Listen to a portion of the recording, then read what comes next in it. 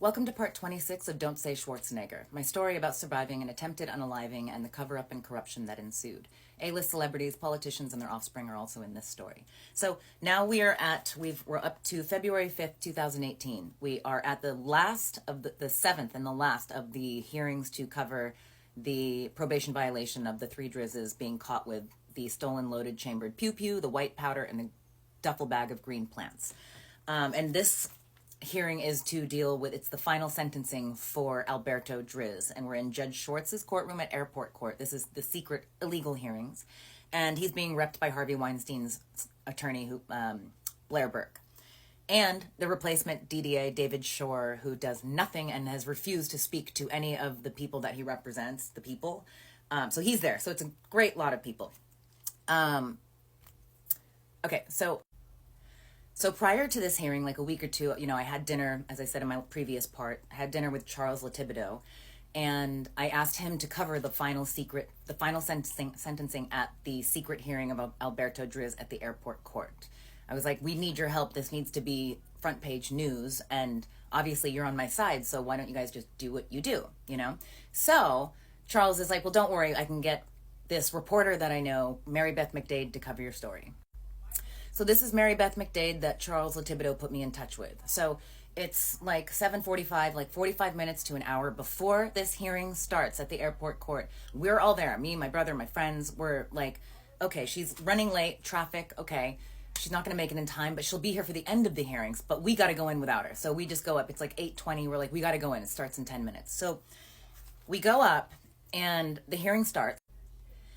Okay, so the hearing starts, and Judge Schwartz starts off with, he tells the court, he goes, okay, so DDA Higgins, that's the ethical one that was replaced.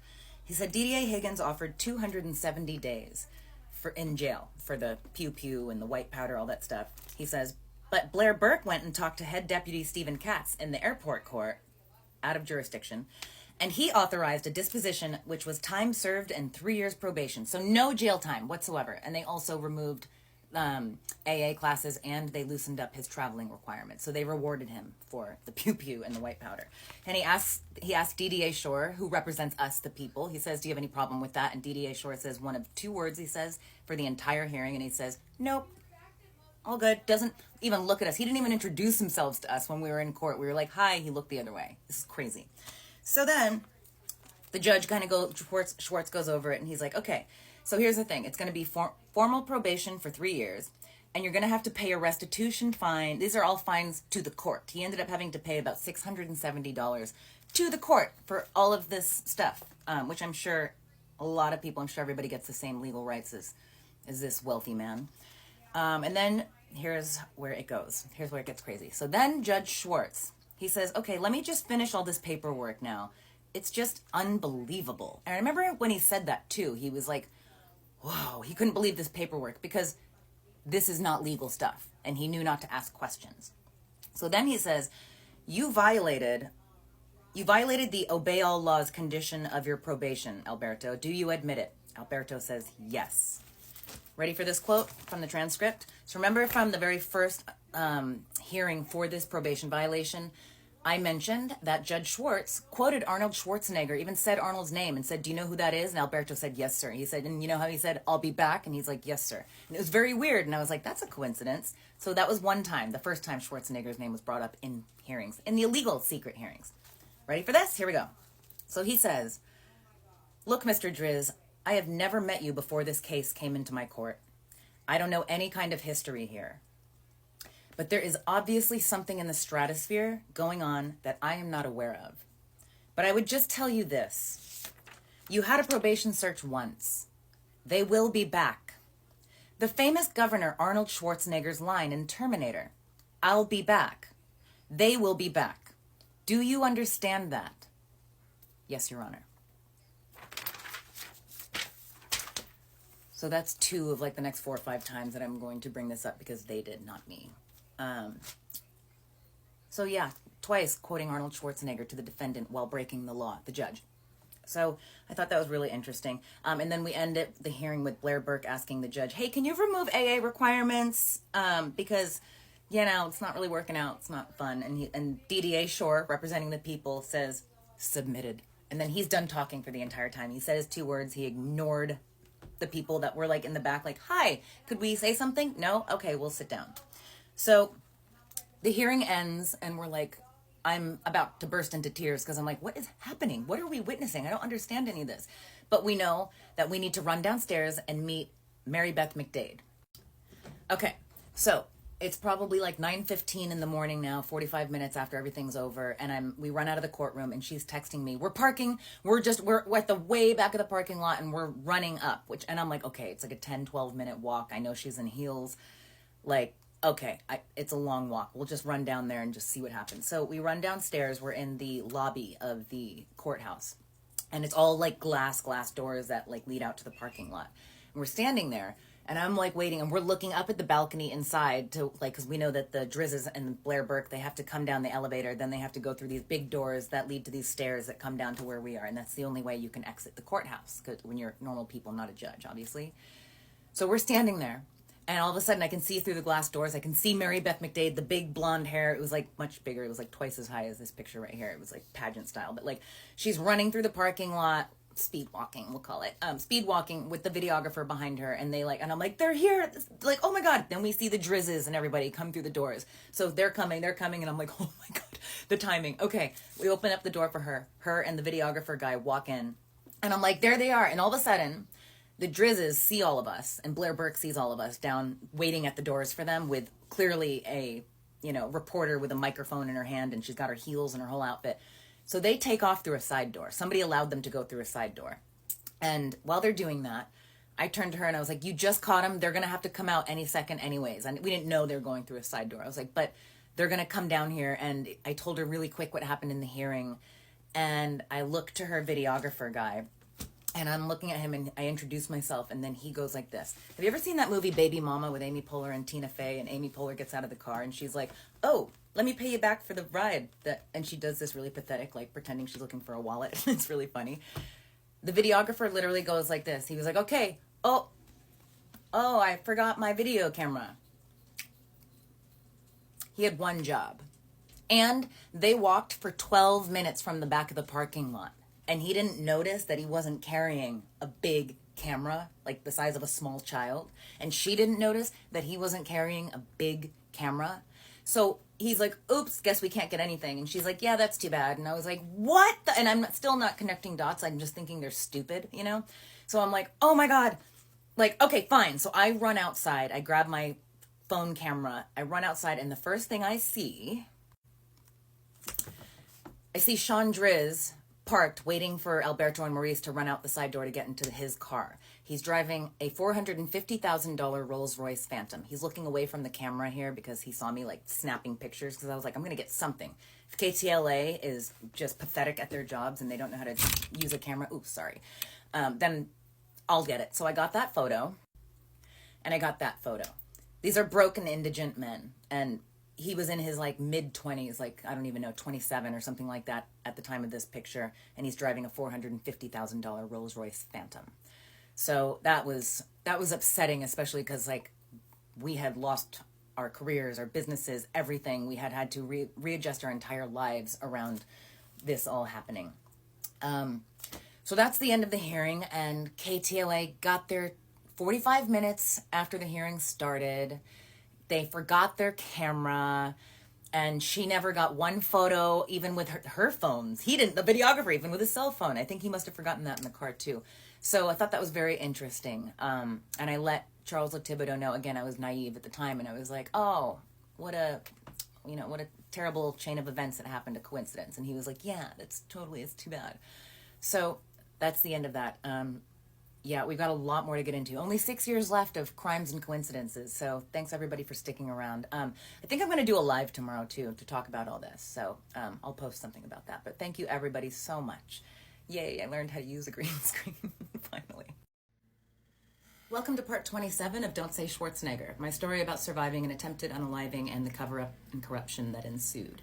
So a lot of people, especially after part 26 that I just posted, a lot of people have asked, so TMZ, after they helped you cover your story that involved them, and then they helped, KTLA helped me, did they ever cover your story? And I totally forgot. TMZ did cover my story. But obviously it was so groundbreaking that I forgot about it. But I'm going to cover that today. Okay, so backing up to the night of the assault in 2015 at the Nice Guy. So we were actually supposed to have a group of friends that were at another restaurant down the street that were going to come meet us at the Nice Guy. And at the last minute, they decided to go somewhere else. So they were never there that night. But part of that group was our friends. One of them's name is Jay Glazer. You probably know him. He's an NFL insider on Fox Sports. And he owns a really nice like top athlete gym in West Hollywood called Unbreakable. For 2015 and 2016, here's a picture at the gym. Of course, I'm with someone's dog, and there's Jay.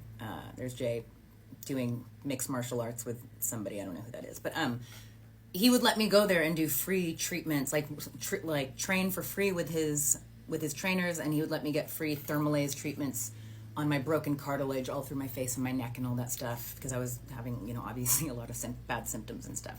So that was really nice of him. He would let me do that. There's me being really excited about getting a thermalaise treatment. She's like on my face, little lasers. Okay, so cut to a year and a half later after the assault. This is Craig's restaurant. It's a little West Hollywood hotspot that paparazzi are always outside of, whatever. But Jay Glazer called me and was like, hey, it was a week after I gave my impact statement. This is mid-December 2016.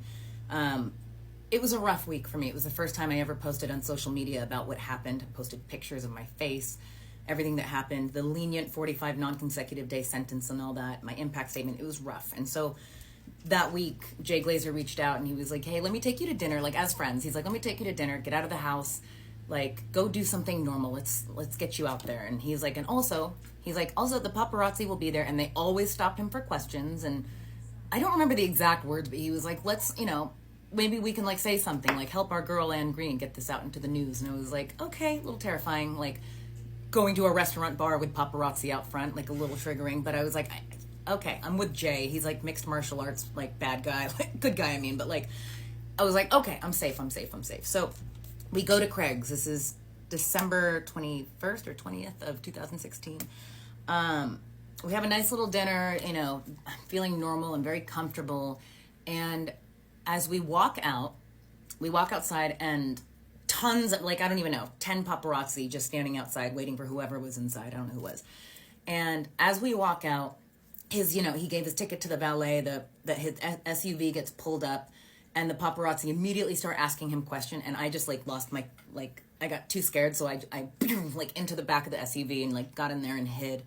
But coincidentally, there happened to be a major story in the news. I don't know NFL players and stuff like that, but there was a major story in the news that week of a guy named Joe Mixon, who apparently, a bad DV story happened, and I think he was being drafted or something. I have no idea, but it was all in the news.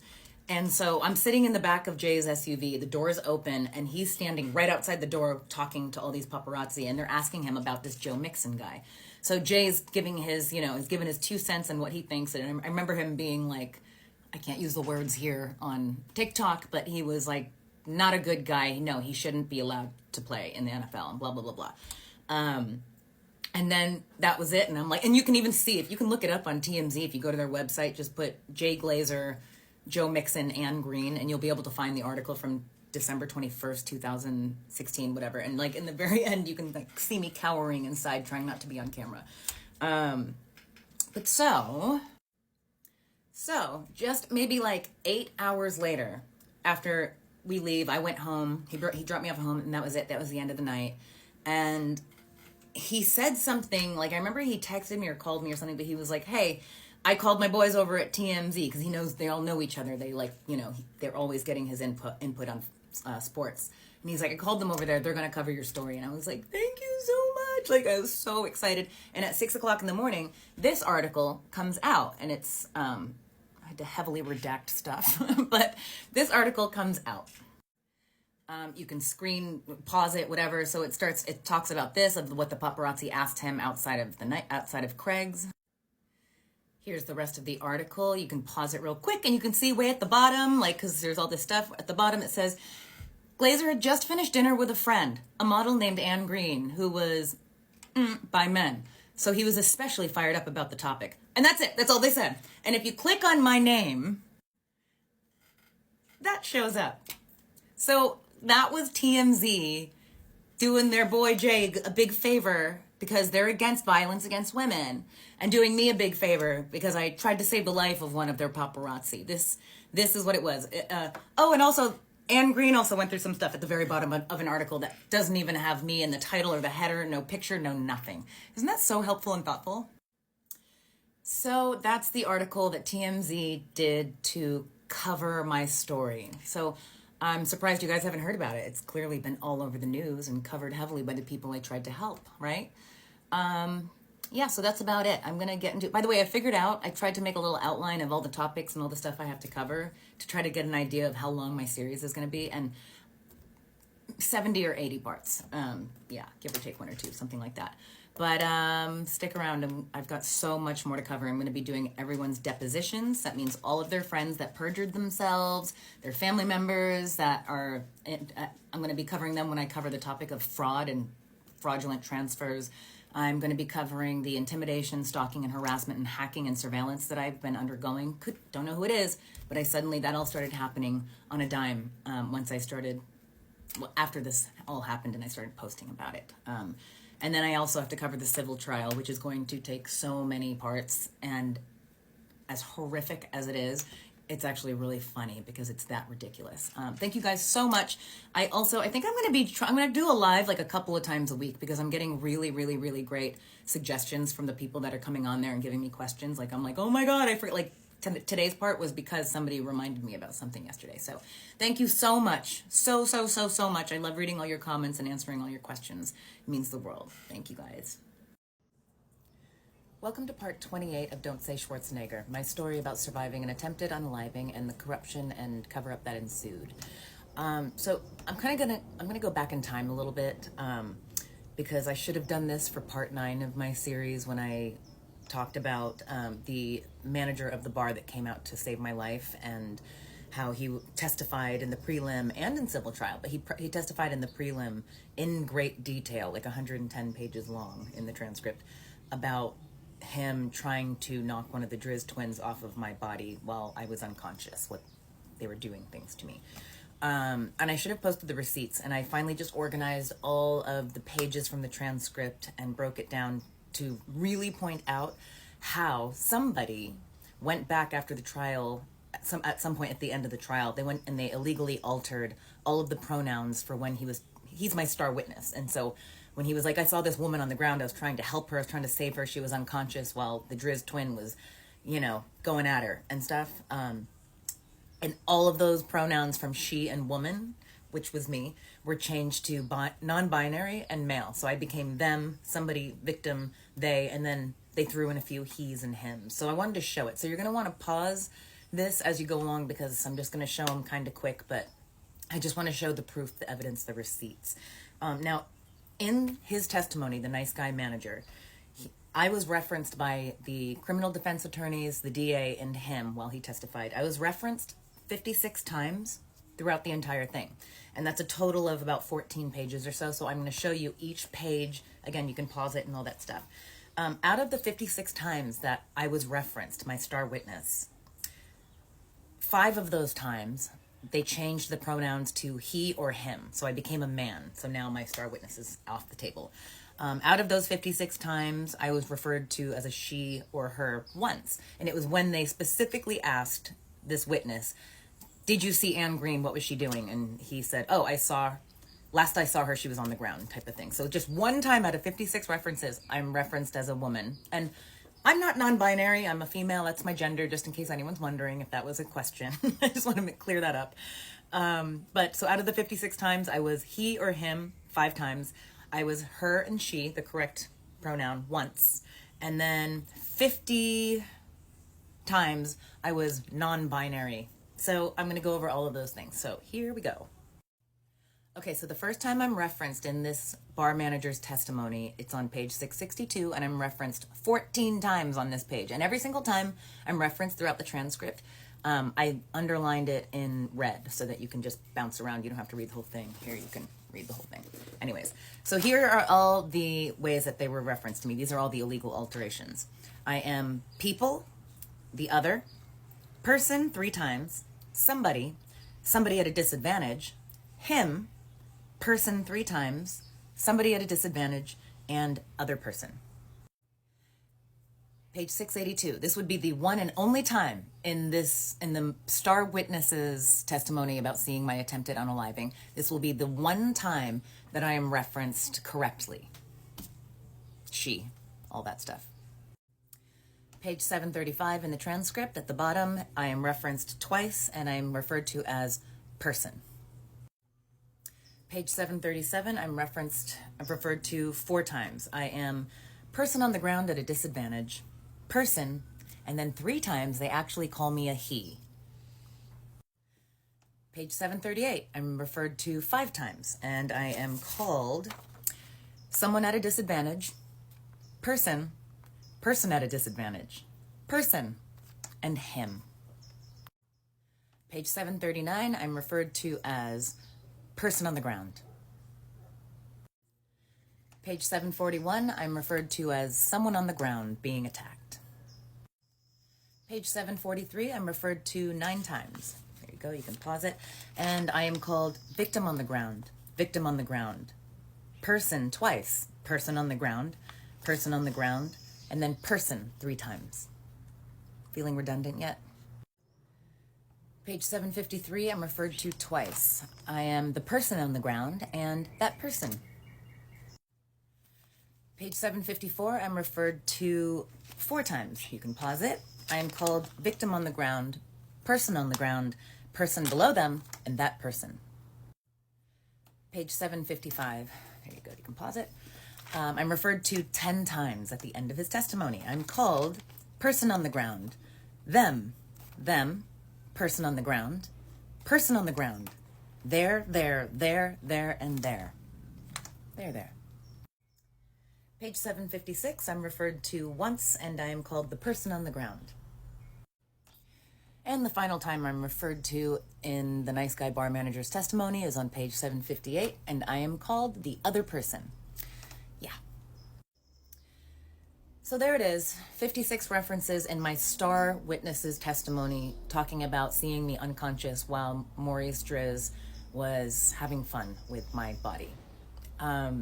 He described it in detail. He described the fact that he came to court more so to testify. Obviously, he's a witness, but more so because he said it's just a little bit different when you see a man doing something like that to an unconscious woman's body. And all of that was removed from the transcript as well. And I suddenly became non-binary and a he. So thanks for coming for the pronoun lesson today, everybody. Now you understand why there wasn't the charge of attempted schmurder, attempted unaliving, why it was just a GBI felony, which is still big. It's the one it's the charge under that, great bodily injury. But that's how they got the charges to go down, because the testimony was altered. And now you can see how redundant it is, how crazy it is that Thomas Mesereau, Robert Shapiro, and the judge, the amazing judge, Pastor, who was replaced, obviously, because he was doing too good of a job. But all of them, they were very particular in every testimony about being like, hey, clarify who you're talking about, because the court reporter needs to make sure this is clear. If you're doing something, showing something, gesticulating in court, they'll have the DA or somebody describe it so that the court reporter can get it clear. Okay, so that's how it works. That's how it had worked for that trial. For that prelim, that's how it works. So now there's the hard evidence of the transcript, and you guys can read it. And I know that must have been pretty redundant to have me read that. Somebody at a disadvantage, person, they. Because it is redundant, because somebody went through meticulously before Judge Mader was brought in to give them the lenient sentencing and take the attempted unaliving charge off the table. So that was in part 9 that I had spoken about this manager and his testimony, but this part I wanted to go back because I wasn't in a great space when I filmed part 9 and didn't have the energy, but I have the energy today, so there it is. I'm going to try to do another part today or tomorrow. I'm going to try to start doing these every day. I'm going to try, now that it's easier for me to outline them and get my head, zoned in on this, but thank you guys so much for everything. I also want to say that my last 4 or 5 posts have been flagged, and immediately, without a notification to me either, They've been all flagged. You have to go in and look for it immediately, which I started doing because I was like, why is there 10, 50 times less views? This is so weird. And it looks as though, this is what's happening.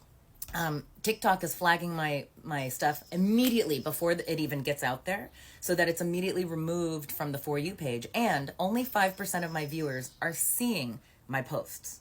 It's only 5% of my followers are seeing my posts, and it's off the For You page. So if you could share, comment, like, whatever it is to get me into the algorithm to fight whoever is suppressing me, that would be amazing, because that's the whole point of this, is so people can see this. So thank you so much, everybody. I'll see you soon. Part 29 of Don't Say Schwarzenegger. So I'm going to tell you a pretty horrifying true story about Arnold Schwarzenegger abusing his power to help a young, powerful, rich, connected kid who unalived somebody intentionally. So let's go to 2008, okay? So like we're going way back. This is when Arnold was governor. So 2008, we're in the San Diego area, right outside San Diego State University. And there's these two kids named Esteban Nunez and Ryan Jett. They're not kids, they're adults. So Esteban and Ryan, let me just tell you about them.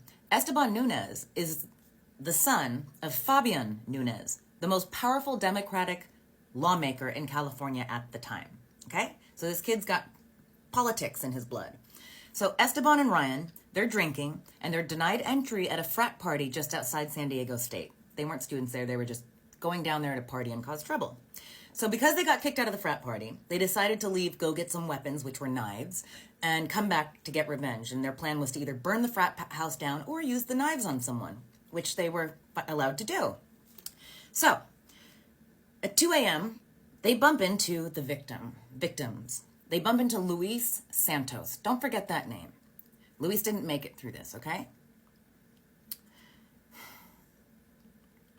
So they run into Luis Santos. There's an initial altercation, and Luis's other friends run to his aid. This is very similar to the pattern of my attempted unaliving. So I get a little, they run over, and they even called it a melee in court, which I've called this a melee many times in my testimonies and in my series.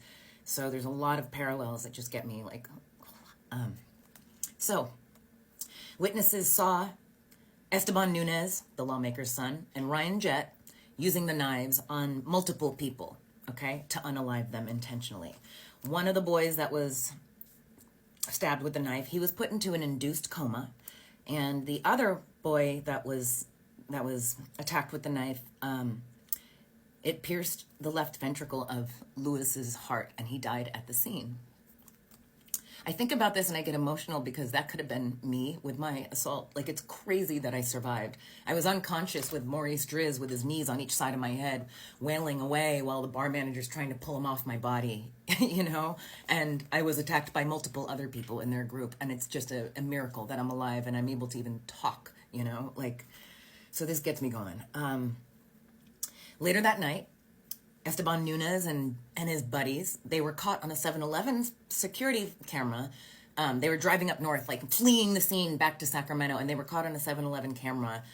They went in, they bought a big gulp cup, and then they went out and filled it with $1.30 worth of gasoline. And then from there, they went over to the Sacramento River up in their neighborhood, and they set all of the weapons and their bloody clothes, they set them on fire, and then they threw it into the Sacramento River to get rid of the evidence. So, yeah, a lot of conspiracy going on here. So all of this happens, and the parents of Luis Santos, the boy who died at the scene, their parents' names are Fred and Kathy Santos. My heart breaks for them. Fred was quoted as saying, "My concern at the time was that politics might interfere with justice in the legal system," when he found out that one of the attackers was the son of the most powerful Democratic lawmaker in California at the time. So he was worried. He was worried. He had no idea how much he was about to worry, though. So then they found out that Esteban Nunez, this violent kid who's using the knife on people, that there were letters of support sent to the judge from a union leader, a retired assemblyman, and then LA Mayor Antonio Villagrosa. So this reminds me now, this gets me angry because now I'm starting to think of like Mila Mila and Ashton sending in those gross letters of support to the judge, being like, our grapist friend Danny Masterson isn't that bad when he's not graping people, like it's just awful. It's awful abuse of power, and it's just disgusting. So, all right, sorry, I'm getting off track. So, Nunes and Jet, those two guys, they pled guilty to voluntary manslaughter, and they were given a plea deal. And the plea deal was to be sentenced to the max of 16 years behind bars in prison. And this all happened at the last minute during jury selection so that they didn't have to go in front of a jury. And the parents of the victims, Fred and Kathy Santos, agreed to this.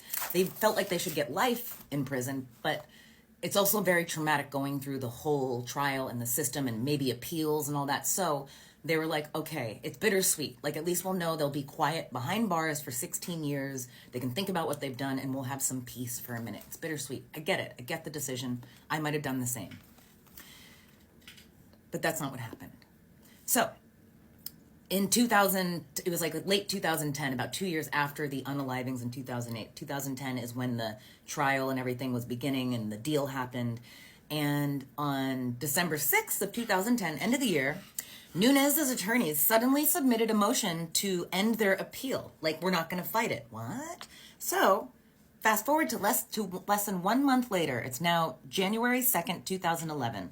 And out of the blue, this is like 6 months after the convicted killers were sent to prison, out of the blue, a reporter calls the mother of the victim, calls the parents of the victims, Fred and Kathy Santos, and says, hey, I just wanted to know what your reaction is to the clemency that Arnold Schwarzenegger gave to the Nunes kid and the surprise commutation of Nunes. And they were like, what are you talking about? What? No, the DA would have told us, like, that couldn't have happened. So they go online on the internet. First thing they see is the picture of Esteban Nunes, and he's freed. He's gonna be freed. So this is what happened. This was in the final day that Arnold Schwarzenegger was the governor of California. And in the final minutes before he left, so these are things that you can't even, he's specifically doing this so that so that the parents don't get a say, so that they don't get time to absorb what happened or to fight it. He's making it so that the public doesn't hear about it and fights and says, no, this can't happen. We're going to stand up. We're going to do a petition. We're going to march. We're going to protest. None of that was allowed because in the minutes before Arnold left office, he cut Esteban's 16-year sentence in half. In half. And Fabian Nunes, the political lawmaker father of the killer, he denied that he forced Schwarzenegger into granting favor. And Arnold said, I believe Nunes' sentence was excessive. The San Diego DA responded with, and he's right, he said, this was a complete betrayal of a system of justice and fairness. And he questioned whether Nunes even submitted a clemency application to the governor. Like, it looked like it was just done without even, skipping all the protocol. So when people asked Nunes' attorney, you had to have submitted a clemency thing, otherwise this looks like you're just two buddies playing God. And Nunes' attorney said, of course we did, but we refused to release it. Okay. So everyone's just saying like, meh, to the victims and the family. So the last thing that Arnold did, Arnold ordered all clemency files sealed for 25 years on top of his last act in the final minutes of his governorship. And he got criticism because people were saying, well, you did this because you have like a working relationship with politician Nunes. Arnold said, and I quote, he sounds like a 15-year-old girl with like, it says, well, hello, I mean, of course you help a friend. It's funny because I've had this belief that Arnold has been helping his friends, the Drizzes, throughout our attempted unaliving thing. Anyways, so in 2011, during this year, all this happens to the Santos family, Arnold returns to Hollywood and the Santos family returns to court. They returned to court because they filed a suit against Arnold for violating Marsy's Law. You should look up Marsy's Law. This is like what we have to deal with, especially when you deal with powerful predators that have all, everything at their fingertips. Two judges agreed. They went over the Marsy's Law, the violation. They said, yeah, we agree that this is grossly unjust what Arnold did, and it's deserving of censure. But it's not illegal because Marsy's Law only applies to parole hearings, not executive clemency, because this is unprecedented. So the Santos family was able to change this law, state law. They changed it because of what Arnold did was so disgusting. They changed it. So now The new law is that governors are required to give victims and prosecutors at least 10 days notice before issuing clemency. Oh my God, 50 seconds. Okay, and here's a quote from the father, Fred Santos. He plays a hero in the movies, yet in real life, he's not a hero. He's a dirty politician. My son was stabbed in the heart when he was alive. Schwarzenegger stabbed him in the back after my son was killed. He should be disgusted with himself, Arnold Schwarzenegger. This is not the first time he has pulled this and tried to ruin innocent families. And I want you guys to remember those names, Luis Santo and his parents, Fred and Kathy Santos. They deserve our respect.